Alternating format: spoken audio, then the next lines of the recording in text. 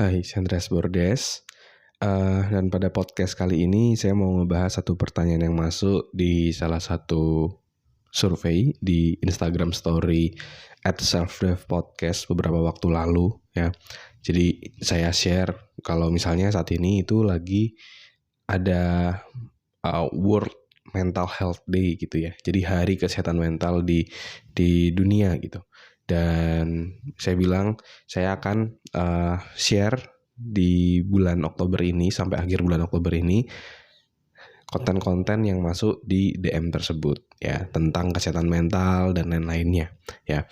Nah, ada beberapa pertanyaan yang masuk. Salah satunya yang mau saya bahas pertama kali ini itu adalah dari Sultan Felicade ya. Dia nanya kayak gini, apakah ada solusi untuk orang yang suka menumpuk pekerjaan? Susah sekali rasanya nyicil pekerjaan ya. Jadi mungkin ya ada sedikit kaitan sama mental health dan mungkin lebih banyak ke productivity. Tapi karena DM ini masuk, nanti kita akan bahas gitu ya tentang topik ini. Oke. Dan saya juga ngasih tahu di bulan Oktober ini kamu bisa mendapatkan free chapter di buku Quarter Life Crisis Playbook tentang bagaimana cara menjaga kesehatan mental. Kamu cukup share podcast ini ya, episode manapun, episode ini juga boleh. Kamu share di IG Story dan tag @selfdevpodcast ya. Nanti kami akan mengirimkan e-booknya ya, chapter tersebut melalui DM IG. Oke, jadi buat kamu yang mau e-book chapter menjaga kesehatan mental, silahkan kamu share episode Self-Dev Podcast manapun. Oke, mari kita bahas. Kenapa sih kok kita kayak merasa sulit gitu ya nyicil kerjaan, dan kok kayaknya aku itu suka menumpuk pekerjaan seperti itu. Kalau dari saya sendiri, itu sebenarnya saya juga pernah berada di dalam situasi yang sama gitu. Saya tuh dulu pernah kayak produktif banget setiap hari harus ngelakuin yang produktif. Tapi ada kalanya akhirnya saya malas gitu. Saya akhirnya menumpuk pekerjaan. Nah, ada dua faktor yang menyebabkan hal itu terjadi. Kenapa kok kita bisa menumpuk pekerjaan? Yang pertama, kecenderungan kita itu adalah menunggu deadline. Ya, menunggu deadline sampai deket deadline baru kita kerjain. Kayak misalnya contoh, masih ingat mungkin kamu pas sekolah kayak gitu, dikasih tugas sama gurumu, tolong dikerjain tugas ini, deadline-nya adalah minggu depan. Pertanyaannya, kapan kamu akan mulai ngerjain tugas tersebut? Apakah pulang sekolah langsung sambil dicicil? Kebanyakan enggak ya. Kebanyakan mungkin H-1 baru ngerjain. Atau bahkan paginya ketika di sekolah baru dikerjain tuh tugasnya. Ya. Jadi kecenderungan kita sebagai manusia itu adalah mengerjakan sesuatu itu kayak nunggu mepet, nunggu deadline-nya udah deket, baru tuh kita kerjain. Nah, itu kecenderungan manusia seperti itu. Ya.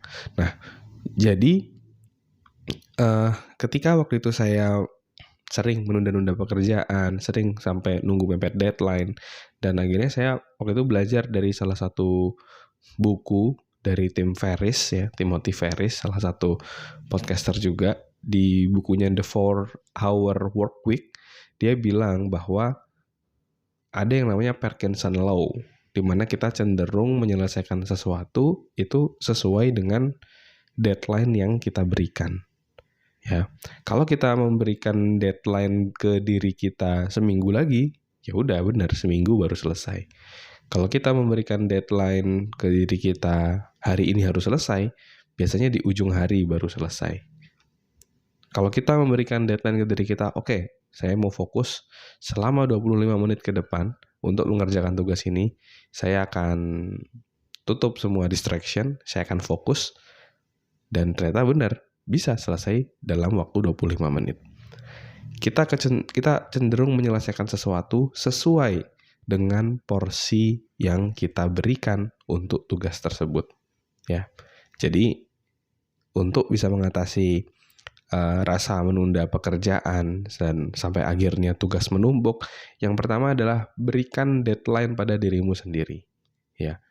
Buka kalendermu, misalnya pakai Google Calendar, blok waktu untuk mengerjakan pekerjaanmu itu kapan dan berapa lama. Kayak misalnya, oh malam ini jam 7 sampai jam 8 mau rekaman podcast misalnya. Jam 8 sampai jam 9 mau stretching, mau olahraga misalnya. Silakan dimasukkan ke dalam jadwalmu. Tapi yang pasti harus ada batasan waktu, kejelasan, sehingga kita juga akan terpacu untuk menyelesaikan sesuai dengan target yang kita berikan. Kalaupun kita mendapatkan target dari orang lain seminggu lagi, kayak guru tadi, bikin target pribadi yang mungkin lebih cepat, lebih padat kayak gitu, sehingga kamu akan terpacu untuk menyelesaikannya lebih awal. Ya. Nah, satu lagi, ini mungkin teknik yang saya sharingkan juga di online course saya, The Achiever Masterclass, ya. Jadi gini, kadang-kadang kita itu juga bisa menumpuk pekerjaan atau kita tidak take action, itu karena kita ngerasa kayak overwhelm atau ngerasa goal kita itu kebesaran. Ya, bayangin kayak kamu misalnya mau naik gunung, kamu udah ngeliat gunungnya udah kayak, aduh gede banget, aduh jauh banget, ini pasti berat banget perjalanan ke sana, ya. Dan ketika kita merasa seperti itu, yang terjadi akhirnya kita nggak kemana-mana, akhirnya kita kayak diem aja gitu kan, akhirnya nggak kemana-mana. Nah, maka dari itu di online course saya share satu namanya teknik chunking down. Chunking down adalah teknik memotong kecil-kecil. Ini saya pelajari dari ilmu NLP ya, Neuro Linguistic Programming. Jadi sebenarnya goal besar itu adalah kumpulan dari goal-goal kecil.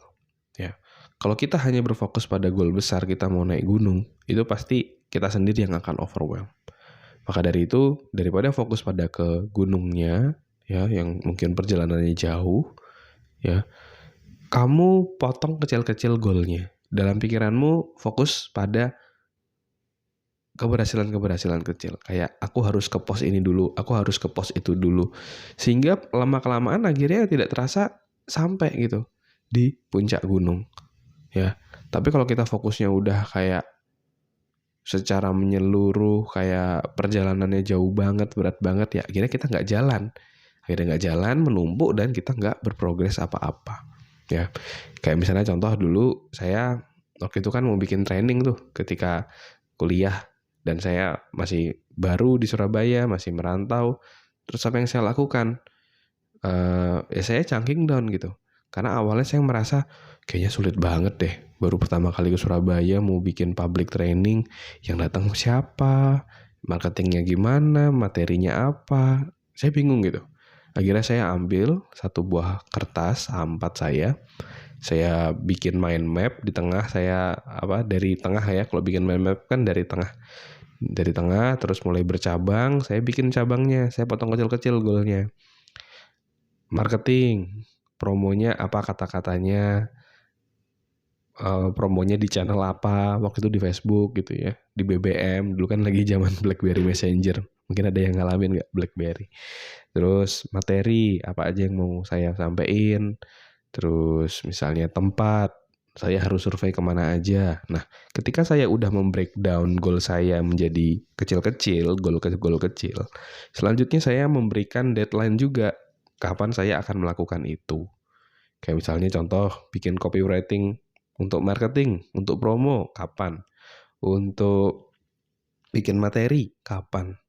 Untuk survei tempat, kapan? Dan lain-lainnya. Sampai akhirnya ketika saya menyelesaikan goal-goal kecil itu, dan ternyata, bisa tercapai ya goal besarnya, kayak gitu.